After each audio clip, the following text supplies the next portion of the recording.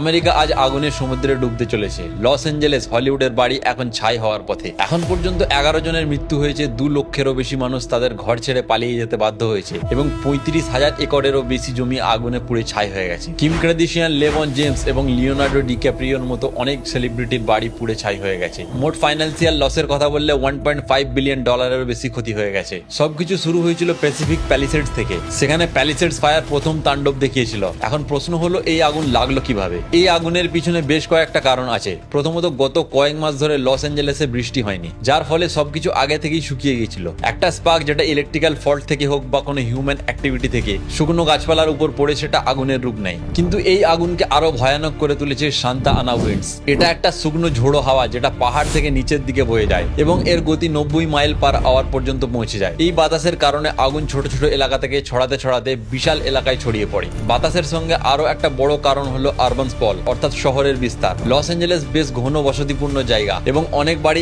এমন এলাকায় তৈরি হয়েছে যেখানে গাছপালা এবং শুকনো ঝোপঝাড় রয়েছে। যখন আগুন শুরু হয় তখন এই এলাকাগুলিতেই প্রথম আগুন ধরে। শুকনো আবহাওয়া, সান্তা আনা উইন্ডস এবং আরবান স্পলের মারাত্মক কম্বিনেশন লস অ্যাঞ্জেলেসকে একটা বড় বিপর্যয়ের মুখোমুখি করেছে। কিন্তু সরকার ও জনগণ উভয়ই একসাথে সংকটের সমাধান খুঁজছে। ইভাকুয়েশন হচ্ছে এবং মানুষকে নিরাপদ শেল্টারে নিয়ে যাওয়া হচ্ছে। এরকমই আরো ইনফরমেটিভ ভিডিওর জন্য stay tune with the Bong data.